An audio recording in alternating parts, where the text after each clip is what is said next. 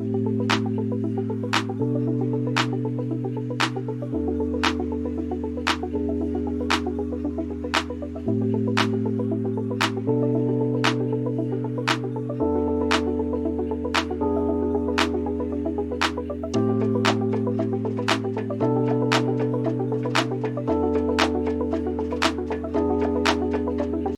peace, peace, peace, everybody. Once again, I'm Brother James. And I'm Sister Nicole.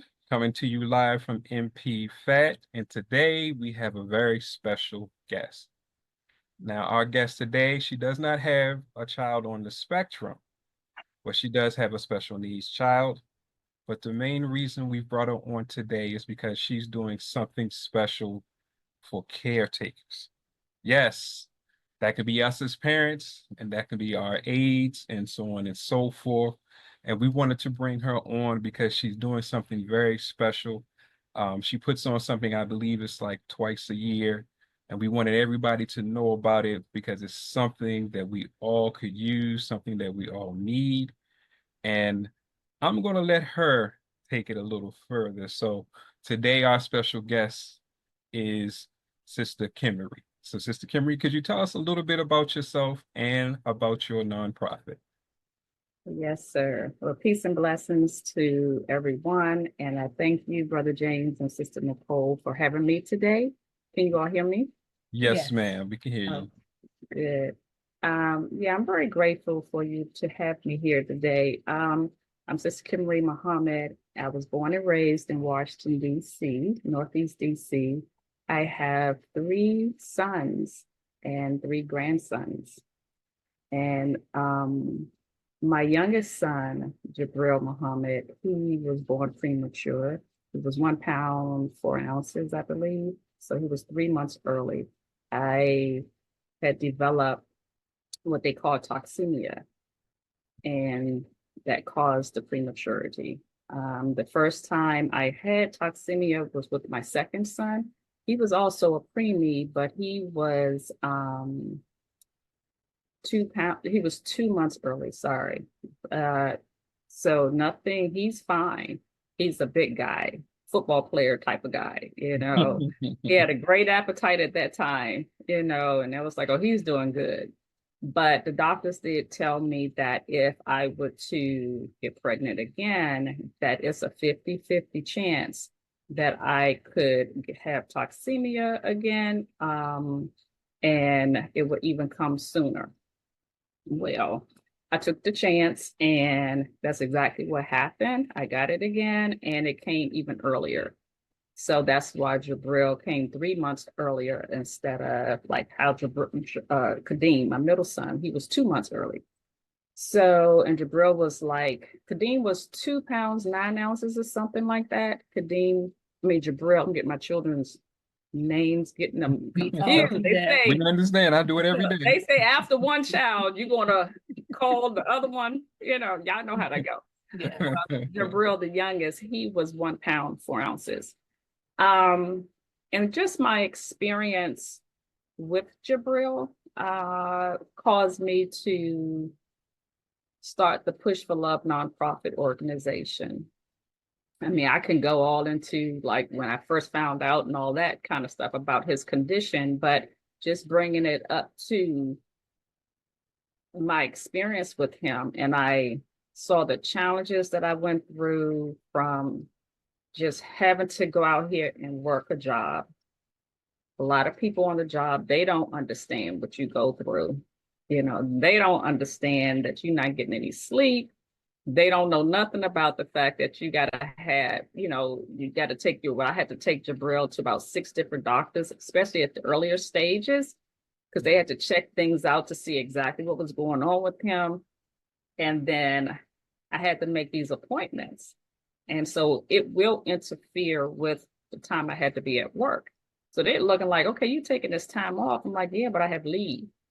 So I have personal leave, I have sick leave, so I'm using it. That's what it's there for. I have a special needs child. So they still didn't understand. So that was the stress. You go through that type of stress too, because you're trying to be here, you got to pay your bills, you got to go to work to take care of your family. So I went through all of that too. And after some period, they kind of backed off a little bit, but it was like near the end of me retiring, basically. But that is what caused me to say, you know what, if I'm going through this, then I know other families are going through it as well. And I always wanted to know, what is my purpose? I wanted to give back to society, along with what is it that I'm supposed to be doing to help bring a lost world in. And so Push for Love just came. It just came. It was a word. It started off with a word, really. I was just saying push for love a lot based on what it was that I was going through. But then when I go think back on it, it was probably most likely, I think it came from when the minister had, Minister Farrakhan, he was speaking to the believers and he said how beautiful we are, but we have to kind of dig a little deeper to see it, because we got so much stuff, that covers up our beauty, So from that lecture, I remember something along that line, Push for Love just started to come to me. I'd always say when things just pop up like that, it's just a law that gives that idea to you. Because I'm like, for real, like, why would I just say those words, push for love? But at the time, it meant to me, depending on the situation, meaning focus on the solution, push for love, focus on the solution based on what I was going through. If it was a situation, somebody got on your nerves, focus on the better side of the situation, push for love. So that's what I would say to myself. It was a sister one day that actually, we were on the phone. Her name is Sister April. She lives in Richmond. And in that conversation, I kept saying, push for love. I don't know what it was we were talking about, but I know I kept saying it throughout the conversation. And she said, we kind of said it at the same time. She just said it out loud, and I said it in my head. You need to put that on a t-shirt. And I was like, I was just thinking it as you said it out loud, right? So that's what I did. And really, it just kind of grew from there. It was the apparel, and I would just put it on t-shirts. And then it grew into separating it to go into a nonprofit, and I wanted to, again, going back to the fact that what I was going through, I knew other families was going through it too. So I wanted to do something to bring us together so that we can, it's more like a retreat, kind of come together and relax, share our stories, and be celebrated and be empowered. So that's kind of how Push for Love, the nonprofit organization, got started. Oh, wow. Sounds good to me. Me too. Was there any specific moment that really drove it home that you wanted to make Push for Love specifically, or I'll say mainly for caregivers? Was there anything that happened that caused that thought process? Yeah, me. I like that. Okay. I was stressed. I was like, I need this. Now, a lot of things start from just from your own experience. I was like, I need to step away, because I was doing things for myself. I would go and stay at a hotel for the weekend, or I would go and just get massages or whatever that I needed to do to kind of de-stress, to step away and relax. So that's what it was. It was what I was experiencing. I was like, I want this for others as well. Let's bring us, because I ain't the only one on the planet going through this. I know if I'm going through it, I know other parents and caregivers are going through it too. And I know they can use this. So that's what I was feeling. And I just got started because I was like, I needed to. You know, so if I need it, I know others need it as well. Yeah. Well, what made you I guess you kind of answered it, but just to see if there's anything further, what made you really kind of focus on the caretaker part? Because a lot of times we'll do it for the children, but you started to focus a little more on parents and caretakers. What was there anything else that really led you down that path? I think that what led me down that path was, as caregivers, we have to learn how to take care of ourselves. A lot of times we forget about us. We're Right. so busy. We are so Mhm. busy taking care of if it's your husband, your wife, your children, your child, whoever it is, it takes a lot out of us. And we can truly lose ourselves and forget who we are. And sometimes, we can become depressed. Yeah. That stress is just not good for anybody. We feel alone, like no one else understands, our situation. We just all by ourselves. And that's not the case. We got a whole community out here. It's a whole society of parents with children with special needs, caregivers. And when I have talked to different parents, we say the same thing. I feel like I'm out here by myself. No one understands, Right. So I was like, no, we need to come together because we have to be empowered. We need to be empowered and stay empowered. Yeah. You got to learn how to take care of ourselves. They're going to be all right because we're going to be all right. We all right, they're going to be all right. But Right. we have to make sure we're okay on every level, the mental, the physical, the spiritual, the emotional. We have to make sure that we are okay. We got to learn. And if not, let's get started. It's okay. As long as you're living, it ain't too late for anything. Right. Right. Right. So here we are with the nonprofit organization. And I kid you not, I said, okay, Allah, you got me doing this, guide me. What should I do next? What is it that you want me to do when we have the retreats, everything, it's just about healing. That's all I keep hearing. Healing. We have to heal, so I bring in a lot of different types of therapies, like sound bowl therapy. Of course, meditation is kind of the basic things that people we hear all the time, but like sound bowl therapy, people never heard of that. Mm-hmm. So I introduced that to the retreat. So we always start off with some sort of meditation or the sound bowl therapy. Then we go into having some fun, that just kind of set the tone. And people are introduced. It's like, well, how did you feel? And it was like, I never did this before. I felt pretty good. And then even if they don't really know the answer, because sometimes you really don't know. Everybody is different because it's new, right? But you've got to be introduced to these types of therapies that's out here. So that's what I'm bringing in to our retreats. And so far it's just been the meditation, and then it's been the sound bowl therapy, and of course, entertainment, singing, and, not, which we call it, it's not people that do poems, spoken words. Right. Yes, I have that there, but it's all about love. It's, it's like push for love. I give it to them and say, okay, let this be what you can pull from. Is about love, push for love, caregivers, self-love. And the young lady and the guy that came at the time, they did a wonderful job, doing that, so that's basically,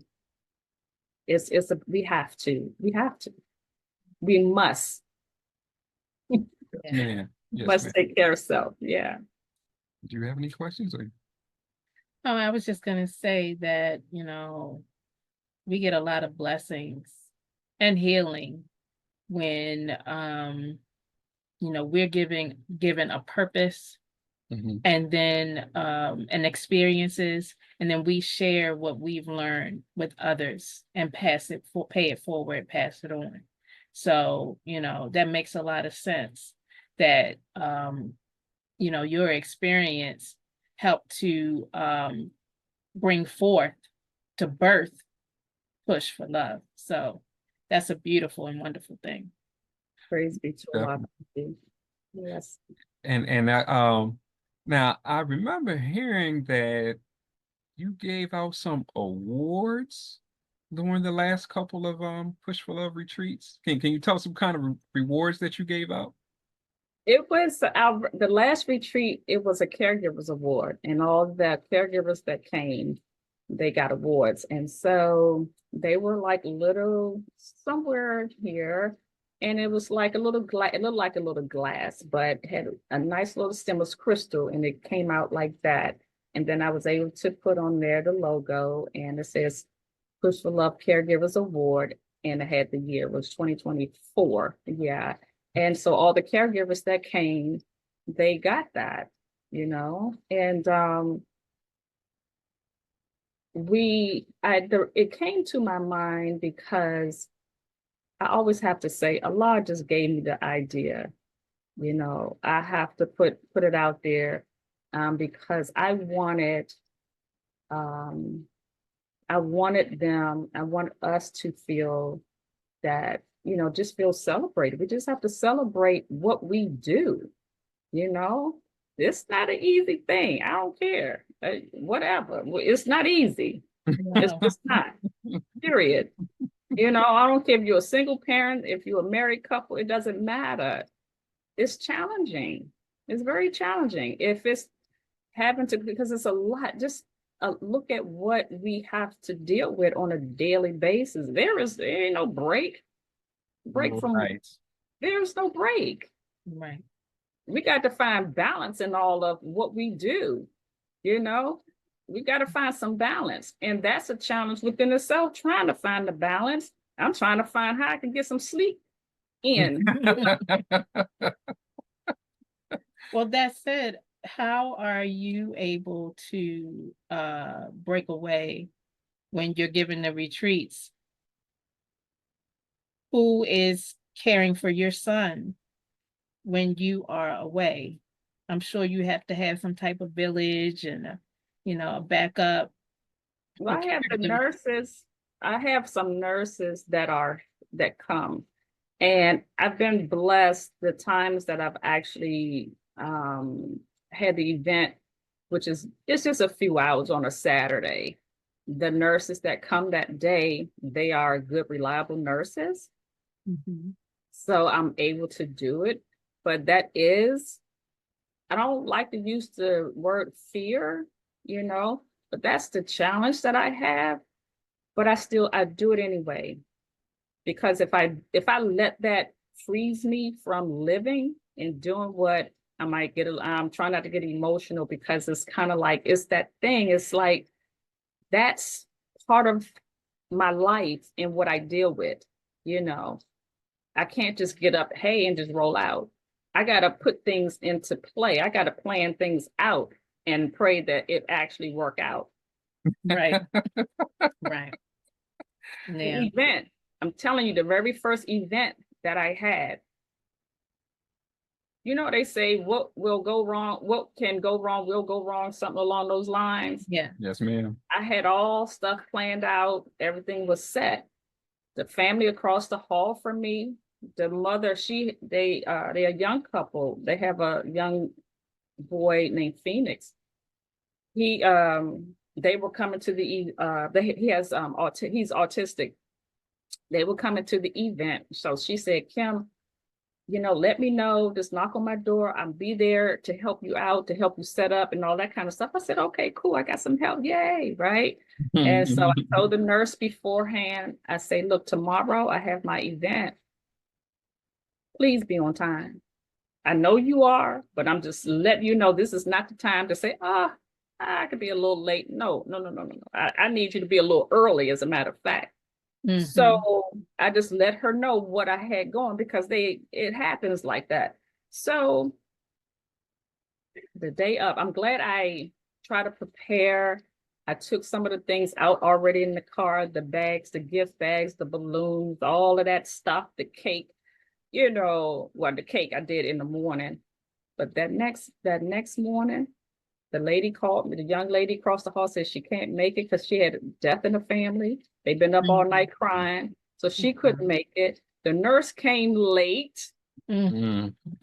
So I was like, okay, Allah. So honestly, my training from the nation, Vanguard, all that MGT, all that kicked in for sure.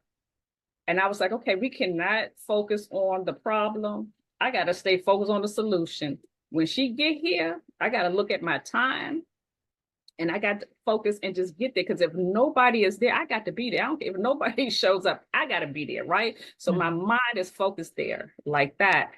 And thank God it wasn't too far from here. It was about 20, 25 minutes away driving. And I get down there.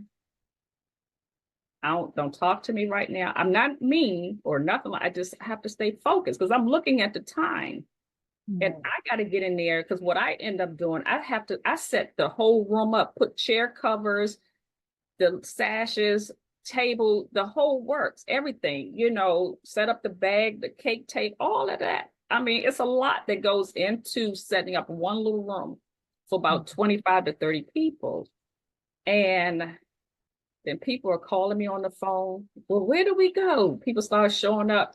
Don't come in here. Go down that way. Now I got to stop and go down and show them. Then I got to run back. And I was like, look, I'm running a little late. My mother, everybody want to come late. I'm like, why everybody coming late? Why? But you know what? It all worked out. My mother came.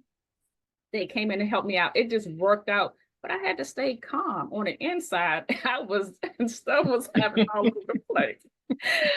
Oh God, but they say, how they say, don't let them see you sweat, right? Right. I had to keep that thing under control on the inside because I only had like an hour to kind of keep, people from out that room. I had to finish. That just wouldn't have been good. When you're putting on stuff, although that particular place, they had, that room was so simple to set up. It wasn't supposed to be nothing in there but chairs, just maybe 7 chairs. Someone on their end dropped the ball. So they had people standing outside waiting. I can't deal with this. So when people was showing up, I had to have, it was Brother Vernon. I think it was him and somebody else. I was like, okay, look, could you handle that situation? I got to get back over here. So I was able to do that. I just can't. I got to focus here. Handle that for me, please. And let me focus here. With all that said, it still all worked out. It still all worked out. Right. Energy was good. That was my first retreat. The energy was good. I mean, it just felt good. Everyone felt good afterwards. I was like, I can't even worry about me right now. As long as everyone else was feeling good and that energy was high and it was like, oh, I needed this. I'm okay. I'm really okay. Then I was like, wait a minute, I gotta get some of this too. I gotta get some of this too. Right. But not that first one for real, because I really do get the reward of making sure everyone else is okay, right? So it was a blessing. And one of the young ladies told me, she said, Kim, my daughter, all these years, I think her daughter might be in late 30s or something like that. She said, my daughter, all these years, it's always something for her, all kind of events and programs and stuff. Nobody had anything for me, meaning the parent. Yeah. I was like, see, that just confirmed to me of what Allah put on in my mind to do.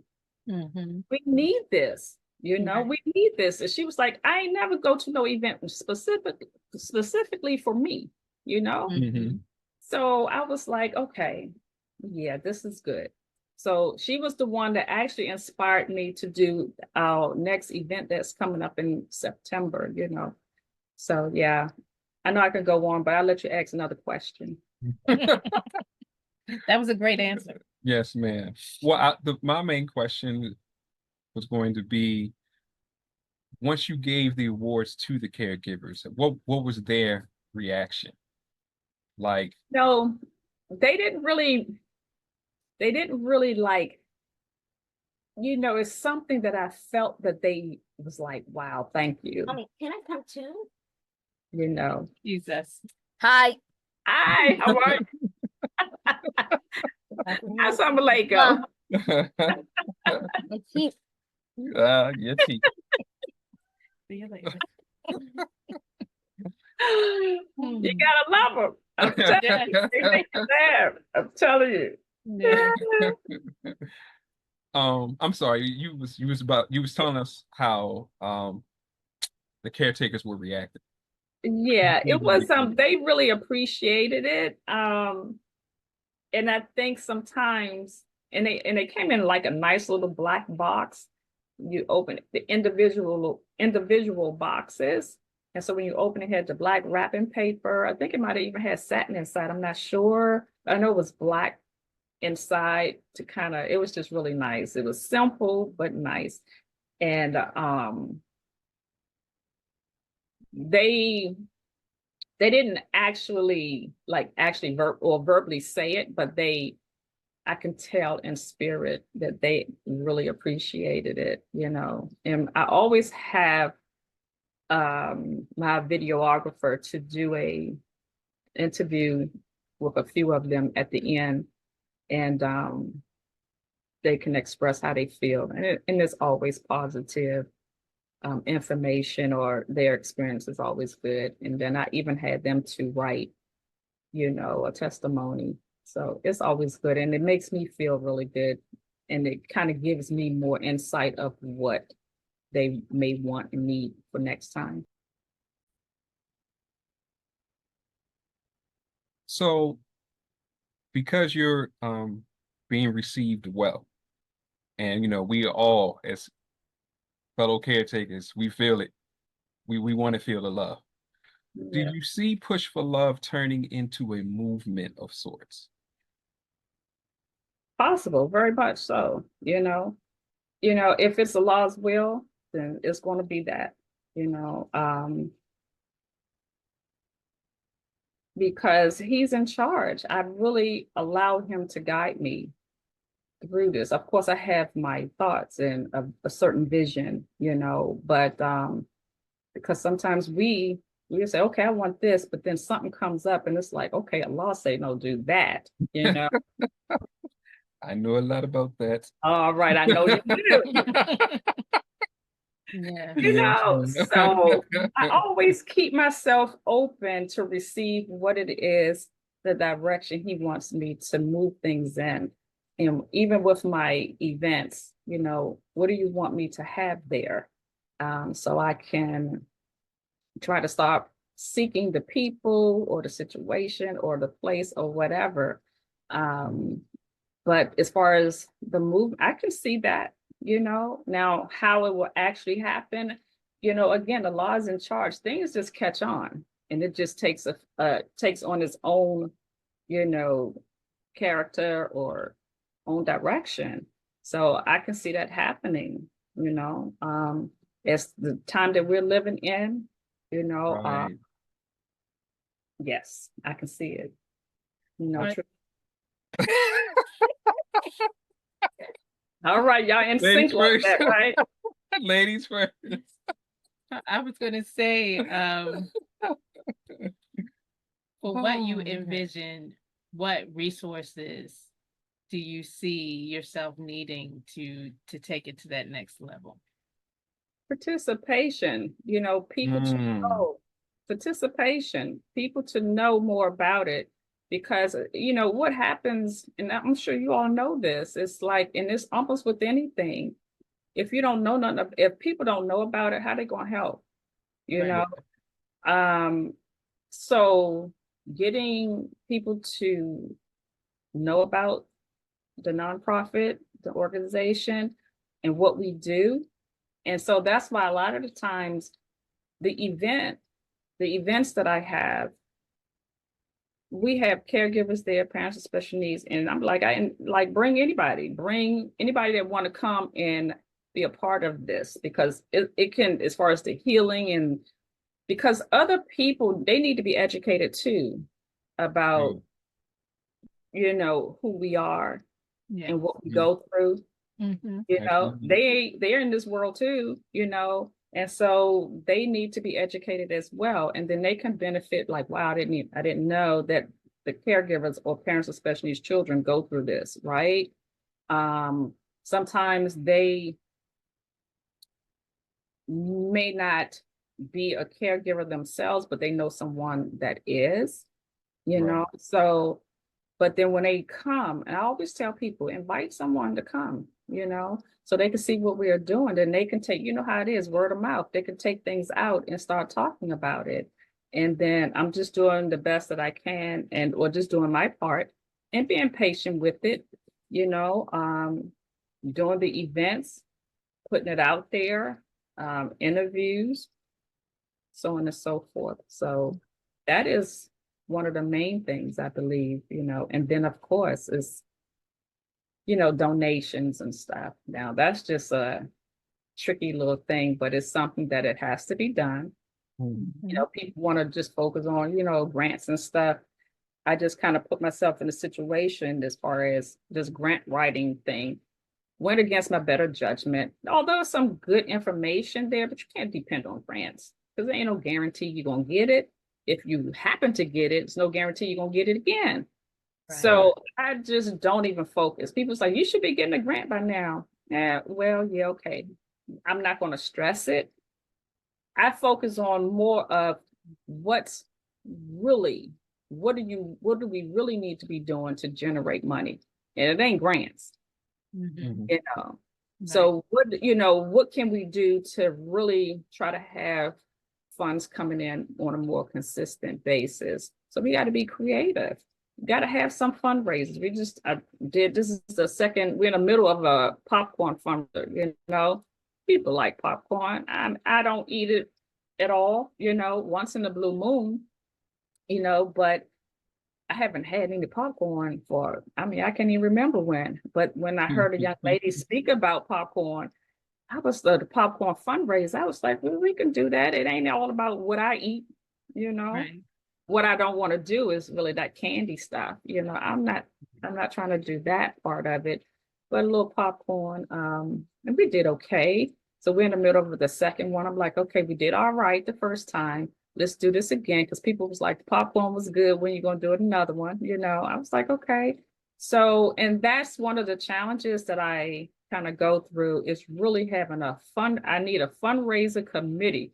People that know how to, don't mind going out there asking people. The people that's around me, they just like, but yeah, I'll help. Give me one of the forms, And I'm not talking bad about people. It's not that. It's just the reality of it. Right. Give you the form, then I call you up and be like, oh, what you, well, yeah. Like, yeah, we definitely know about that. Well, I'm like, well, call so-and-so, go down, people, just go. Don't you have a contact list? That's what I did. My whole page is full, So, it's that challenge. It is. But guess what? I'm gonna keep on doing it. And I'm not stopping, and there is no turning back. You just got to keep moving forward. So when I have events, I look at my heart. I wish I could pay for it all the time, but I can't. Right. Yeah, absolutely. Because I'm like, I feel for us. I'm like, I just want us to be able to walk in, like, we don't have to pay for nothing. We just get the service, right? But that's not the reality of it right now. So I have to put a little fee. I just start putting a little fee towards it, to it, just like it is. I'm like, look, we do everything else that we want to do in this world. Right. We plan for cruises, all kind of trips, airline tickets. Come on now. I was like, so, and I think my fear at the beginning was people may not come because you got to pay $25, So I was raising the money, and I had to go where my budget said to go, which was the Marriott. It was able to work out, just raise some money and things like that. So that's what I did, and it worked out. But guess what? It's like, we got to start being creative, y'all. We have to kind of start, you know, putting in this. It's like an investment in yourself. When you come, you're gonna have a good event. You know, you don't just walk away with just nothing, be like, oh man, I don't even know why I came. No, you're gonna have some food, you got good speakers, you know, you get gifts going on, you know. We ain't talking about just no little rinky-dinky stuff. Right. You know, you got some good stuff that's happening. You're exposed to, you got good energy, you get exposed to a new therapy that you didn't know nothing about, and you're around good company. If it's emotional things going on, and I watched this, how so you might not even know that person. Someone will go and grab and hug that person. And we got it on camera, you know. Yes, ma'am. So I'm not lying, it's the truth. And I was like, oh my gosh, you know, this person didn't even know this person, but because someone was crying because they was telling their story, and that's a reality. It's emotional. Some people don't want to tell their story because of that. I'm one of them. It took me a moment to even start talking about my story, you know. Yes, ma'am. Because you start going through the emotional. I was like, I don't even want to go back to that. Exactly. Gotcha. Understand that. Yeah. And that's definitely true. We need to understand, and we want our listeners to understand this. You know, as nonprofits, we run off of donations. We run off of, we got to bring money in, and basically it goes basically right back out. But we need y'all to understand that this is real. You know, you don't necessarily try to bargain when you go to Walmart and all these other places. Your nonprofit is what you really should be willing to give money to, because it's providing a service for the community. And we just need everybody to really understand that. We shouldn't feel bad asking you for money, Right. because we're providing a service. Even though you may not give us money, we still do the service anyway. Right. And we're thinking about families and children and so on and so forth. So I'm glad you brought that out, because that is something that we got to find a balance of. You know, I'm not really one for looking for grants and stuff like that either. I like grassroots stuff where it's like, come on, we got to understand we a family. That's right. If I'm willing to work hard to take care of your family, then be willing to work hard and help me take care of mine. And that's how it just should be, period. Right. Now, it's one thing we just taking money and you don't never see us. We gone. That's one thing. But like as Sister Kimarie is saying, you know, we are right there. You come to us, you see what we're doing. It's in front of you, and you're benefiting. And even when you bring others, they're benefiting too. So it's supposed to be a win-win situation. But we all know in today's world, money is required for everything. That's right. So everybody just needs to keep that in mind. We can't provide the service if you don't help us by providing us with some type of resource. It could just be you, because maybe you just want to volunteer. And like Sister Kimarie was saying, and you step up and help put the event on, that's still a means of helping out. So we just want everybody to help. Please help. We ain't afraid to tell you we need some help. And that's the reality. The reality of that, it just kind of hit me. I was like, okay, I'm kind of low on funds. Things were like, hey, we was kind of raising the money, but then it started dwindling down. And now I want to put on another event. And I'm like, okay, now I got to be creative about it and things like that. So, but what I was looking at and what I'm seeing is that, we plan trips all the time. People, I can't do because I got to pay my money for the cruise, and you go do that. But I'm saying, when I'm doing something like this and I ask for it, or put it out there if it's a fundraiser or whatever, and I'm not even asking for a whole lot. Half the times, I even took my clothes and shoes and I cleaned out some of my stuff in my closet and raised money. I sold some shoes. That was about $700 worth of stuff. Put that in there, I took clothes and sold some of my clothes, that's kind of how I start doing stuff and just putting it into, it was for that reason. Right. So I was like, okay, I can't sell all my clothes. I can't sell all. You need something to wear. I can't sell all my shoes, but I can go through to the ones that I know that's been there like forever in good condition. I was like, okay, Kim, you just holding on to these things. And we probably all need to like clean our closet out for stuff like that. It's still good, but we ain't gonna wear it. And you know you ain't gonna wear it. You know what you gonna do with it. So I just was like, hey, I started putting a price tag on it and end up, that's kind of how I raised some of the money too, you know. So just being creative of how. And I'm right now just having that committee that don't mind, that know like different types of fundraisers, that don't mind to ask people know people. And some people are good, just go out there and do it. I'm only one person, you know, and I do what I do, who I know. Some people I don't know, they just friendly, you know, and tell them about the nonprofit and it happens, you know, but Allah always bless for the events to take place and everything is paid. And I have to pay the people that come. You know, if someone going to do their service, like the guy that's coming to do the sound bath therapy, I mean, they not cheap. He even was willing to come. He told me that they normally charge like around $500, you know, to do his sound bath there because they bring their bowls and, you know, they travel where they're coming from, right? So I said, well, he said, but for you, I'll do 400. And I said, well, I did. I pushed it a little bit. And so I said, well, our budget is about 3. He said, well, all right.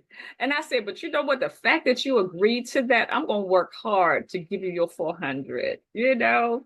So I got to work hard. I got to make sure. So one of the sisters, she said, Kim, nah, what we could do is when they there, have people that come have a little jar and have a little donation tip to give. So we should be able to raise that money to give to him, right?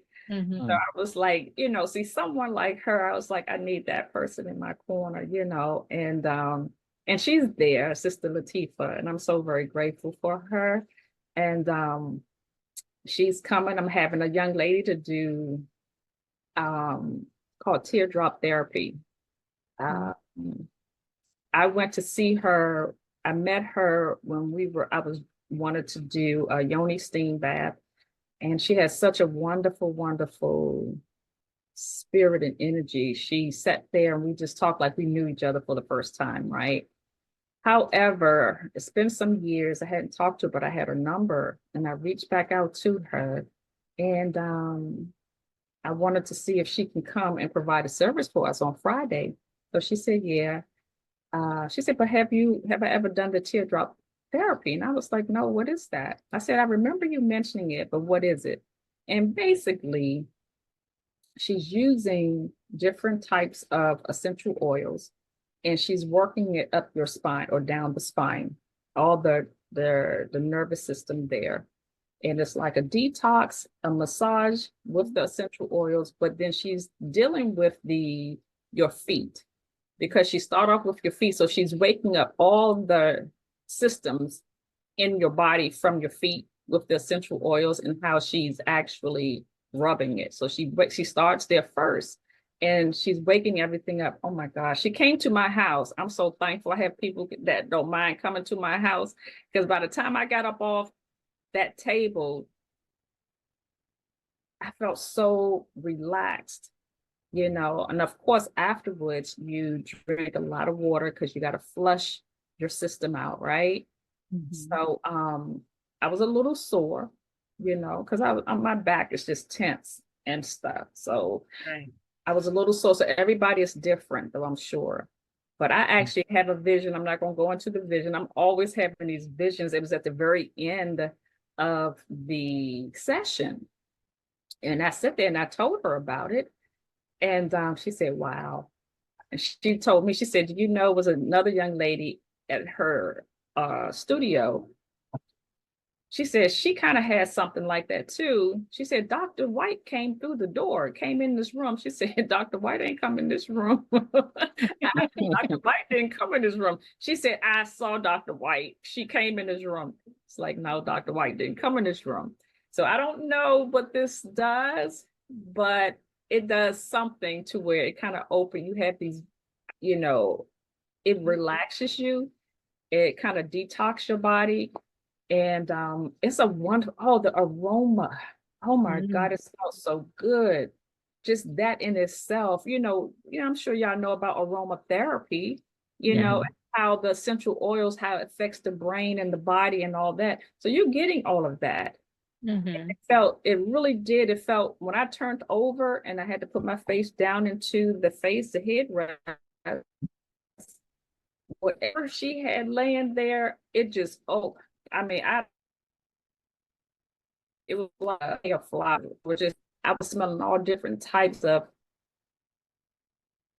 oils, and it smelled really good.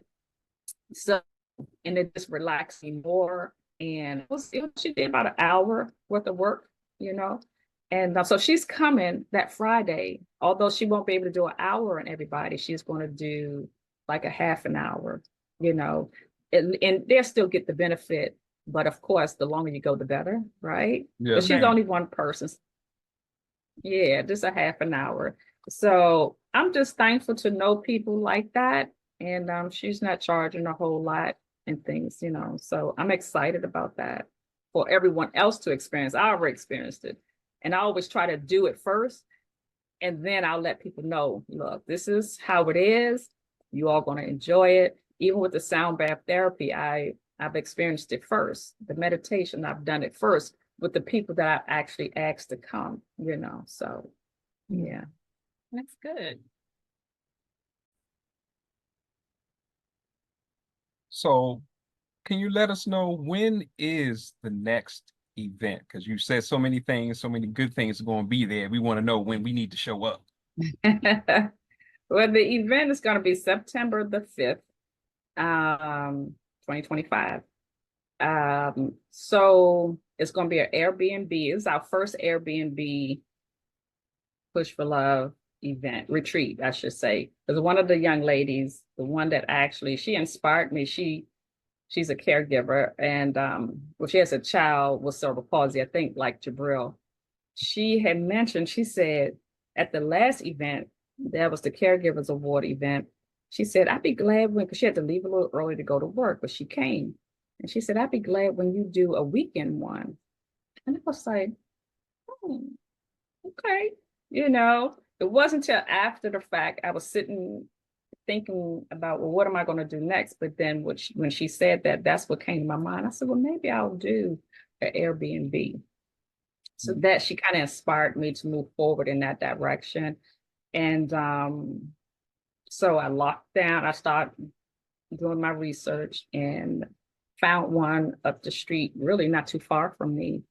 And has a lake in the back, several rooms. So I have to go back up in there so I can see the space again, now that I'm bringing the different services. So I can see like who's going to do what, where we're going to eat. If it's a nice day, we can probably have tables outside. If it's not a nice day, we're going to have to, you have to kind of prepare for inside, outside stuff.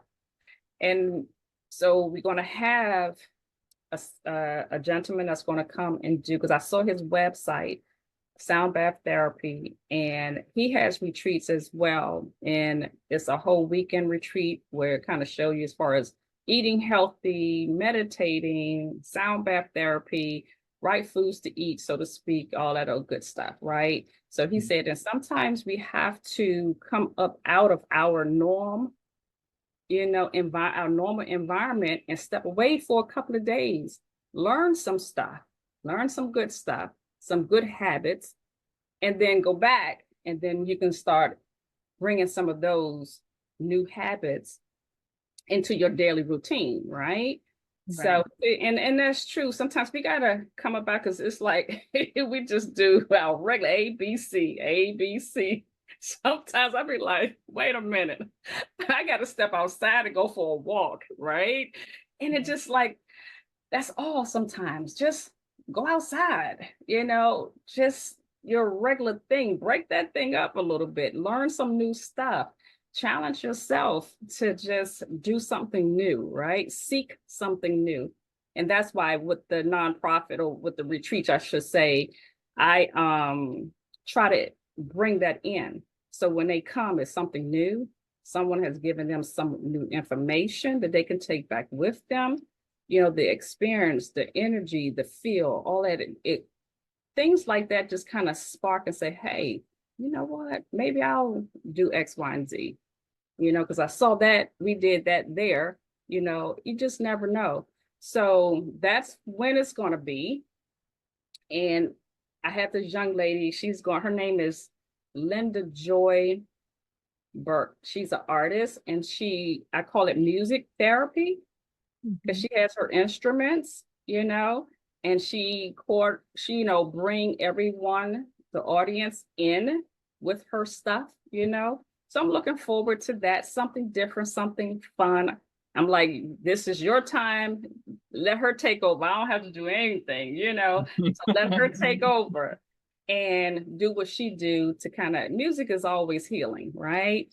Right. So activities, we're going to have for Friday, for those who want to stay overnight or come Friday. And then Allah willing, we're thinking to have a chef to fix breakfast for those who want breakfast in the morning. So that stay Friday night, Saturday morning, a little something. And I have someone there that's going to record all of this, so people can see that this is what we're doing to celebrate us. This is the time for us to just relax, celebrate, enjoy, meet new people, network a little bit, get the services. That's what a retreat is all about. Get some new information. And my thing is like, say, I can go way out there with ideas, I'm kind of like that.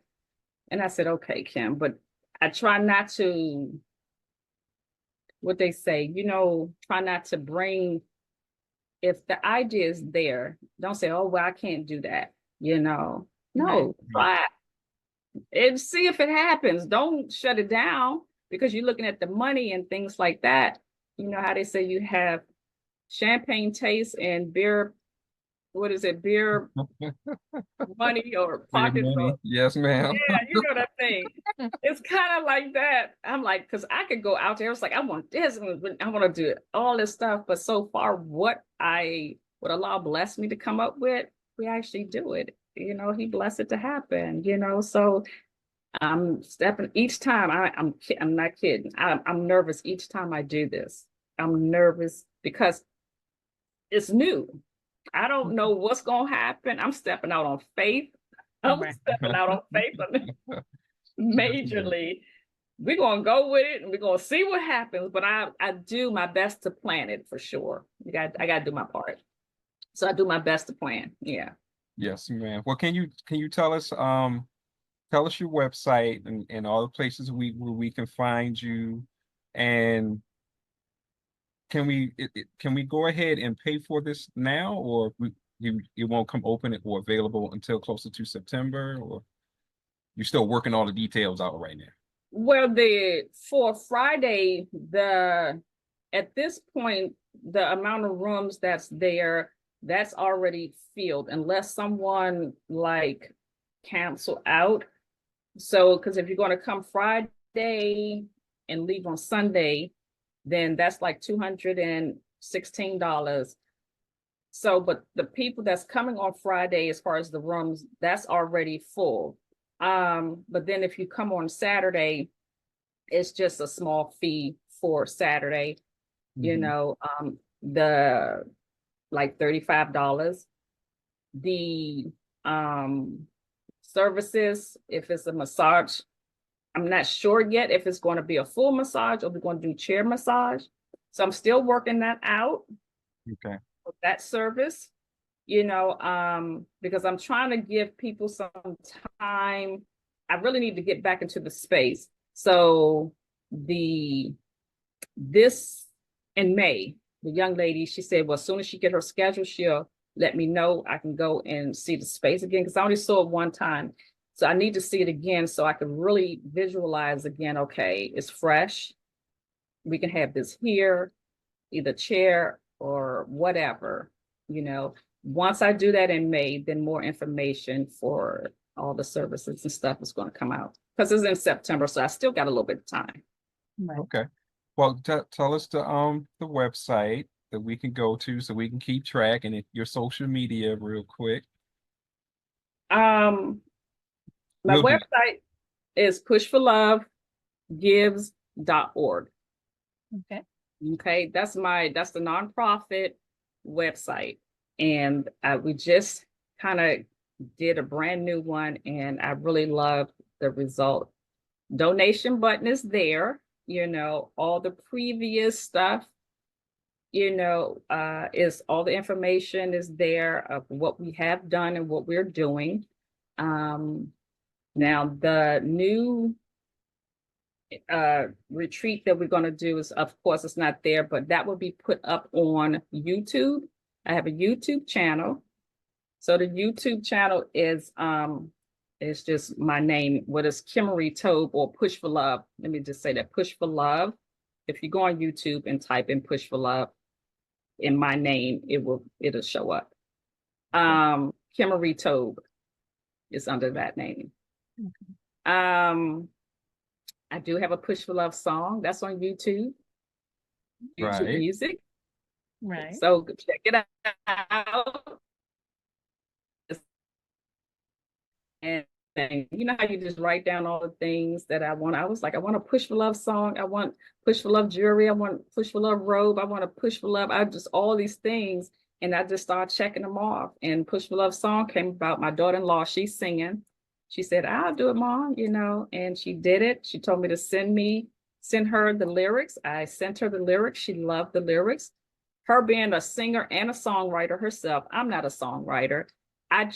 Those songs, the lyrics just came from my own experience, things that I've seen, things that inspired me. I just wrote them down, and it just seemed to, and I just kind of put it in order a certain way.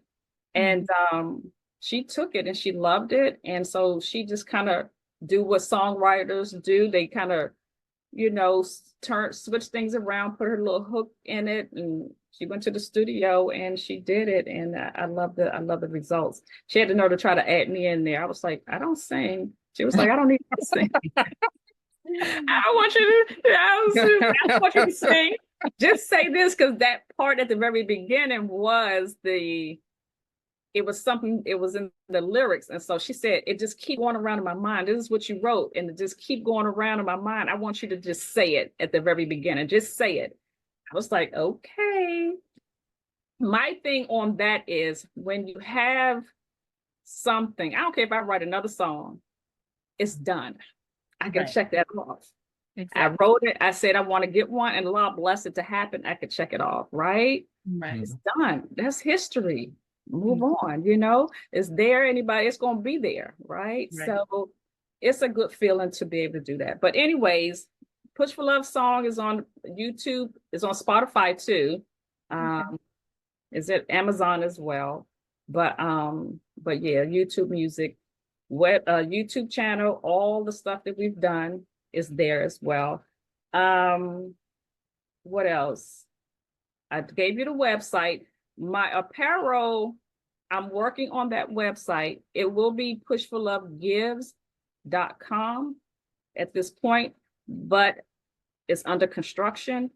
So that's to come, because I'm doing something different with that.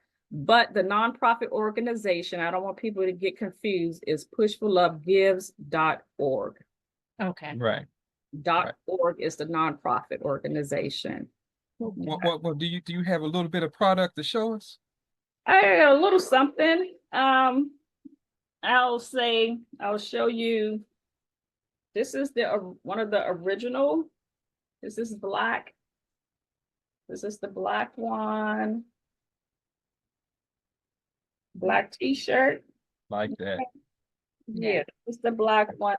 Mhm. I have to send you all your t-shirts. Y'all have to let me know. Just put your size. This is Thank the Oh, you. thank you, sis. Thank you. yes. And this is the original. Okay. Okay. This is what I started off with, white t-shirts. Okay. White t-shirts, and then people was asking for other colors. And that's where Mhm. all these other colors came from, you know. And this is like a blue one. I like that one. Mhm. I have yellow. I don't think I brought that one out. This is the gray one. Okay. Yeah, I like the gray one too. Mhm. Look at this is called berry or something like that. I like the berry. Yeah. Berry is nice. And then so I have a green and I have a yellow, I have an orange. People was just, asking. But then these are the hoodies. This is one of the newer ones. This is green. This is a hoodie. Okay. That's And nice. so yeah, I have black, of course, gray, blue, and red as far as Okay. the hoodies. Yeah. Mhm. So it's going to be more on the new website. So when that is up and, just kind of check back on that, the website, and you'll see it eventually is going to be open, and hopefully before the end of the month, before the end of May, Okay. I'll have the website up and running for Alright. the apparel. Yes. Sounds good. Can't wait to have a bunch of Push for Love t-shirts walking around and, bringing more attention to your site and to your organization and what you do. Yeah, praise be to Allah. I'm very thankful for anyone that actually purchase or support and all of that kind of stuff. So, yeah. Well, since we're about to close, we always ask this question. What is the one thing that you want the audience to walk away with from you? Oh gosh, it's really not one thing, but there are so many things. Well, with special needs, and I know we kind of play around with that word, but it's not so bad. It's special, it is special, and it's not special in a bad way. You Right. do have to have they do require special attention, Right. Yeah. period. Right. It just do. So there's nothing wrong with saying it that way. I love the word. One of the sisters said special seeds. I thought that was beautiful as well. Right. Thank you, Sister Salima. But I thought that's fine and that's beautiful. But I think one of the things, I'm gonna give two real quick. One of the things is when I look at us as parents with special needs children, we are awesome. We are awesome. I don't care. Every parent that I have run into and I watch how we are with our children. People say that about me with Jabril. We love our children. We love them so much. And it just take a special kind of person to love like that. Right. We are bad. I'm just saying, use the language. But Yes, I'm like, look at that. But that's Allah. For real, that's him. Giving love to the children. Who has that? We got too many selfish people in the world. Mm. Yeah, people, it's all about me. It's just all about me. It's me. What about me? Yeah, but what about them? They're vulnerable. They can't do, Right. So the fact that we understand that and that we give our love the way we do, that's Allah's love to our children. Yeah. I sit back and I look at that because I didn't even know that was in me, honestly. I mean, I was always a giver, but when Jabril was born and he's my youngest, that showed me more of what was inside of me. I didn't even know. So I'm very thankful to Allah for Jabril to even bring Jabril into existence to show more of myself. That was in me that I didn't even know. And every parent that I have come across, I see how they just love their child. I just smiled. I was like, there it is. There it is. There it is. I can relate. I understand. She loved that little boy. You all love your children. I love Jabrit, that little boy. He is something else. I learned so much from him. He's so funny and smart and intelligent. Mhm. And I think people, they take that for granted because they can't move or they can't speak as well. Ain't nothing wrong with his brain. He's very smart. He know exactly why you acting the way you act. And you know what I mean? And people don't understand that. Right. You have to kind of be around these children. But I want parents to know, or the audience to know, not just parents, but audience to know, don't take these children for granted. They are very smart. Yeah. Mhm. Very, very smart and very intelligent. You just have to learn how, or learn their way and how they process stuff. You'll be amazed. So step into their world for a minute. Learn, be selfless enough to learn who they are, how they function, how they process. You'll be amazed. Because Jabril, he surprises me all the time. And I just smile, but we have to be their voices. We cannot allow people to just, if you have someone that has to come and take care of them, you don't let them, I'm sorry, you got to speak up for them. You don't let people come in, your child. Don't let them come in and do what they think they want to do. No, you do what we do here. This is our routine. This is what we do. You either get with the program or you can't be here, because the energy is important. It's very, very important. You have a peaceful home or whatever. They got to come with that energy. You can't force your way and your habits because you just walk through. This is my home. This is what God gave me to be in control of. And this is how we thrive. This is how we operate. And you got to get with the program or you just don't have to be here, period. So Yeah. I would just say that. And of course, we can go on and on and on, but I can put a period at the end of that. Yes. Well, that was a lot. And that was definitely a powerful way to end the show. Yeah. And we want to thank everybody for joining us. We want to also say it's important. Please donate. We'll have the information for the website in the description box. So please make sure you check it out. You Push for Love. What was it again? Push for Love. Push for Love gives. Gives.org. Right. Push for Love gives at the end of gives.org. Okay. .org. And don't forget about us, MPFAT.org as well. Check us out too. We need help. That's right. But we just want everybody to understand and know we brought Sister Kimarie on because of the fact she's one who's geared towards taking care of us. Right. And you've seen me on plenty of programs that you understand. I talk about that. We, a lot of times as parents, back up. We go into our little shelves, we hide out. And as I've been saying for the past couple of days, y'all have seen the interviews. I mean, not interviews, but our little specials for autism awareness and acceptance. And I said that you got to call on us. We are sleep deprived. This Sister Kimarie already, she went over, it's like she went over everything that I said, but she didn't necessarily know that I said it. Right. So it lets you know I'm right on point on what I'm saying as far as we as special needs parents and families, we need help. Give us the call. Let us just check on us and let us know that you are thinking about us. That means a lot. And so we want to, was there anything you want to say before we close out? I think you covered it all. So with that, we're going to say, as we do in true MPFAT fashion, peace.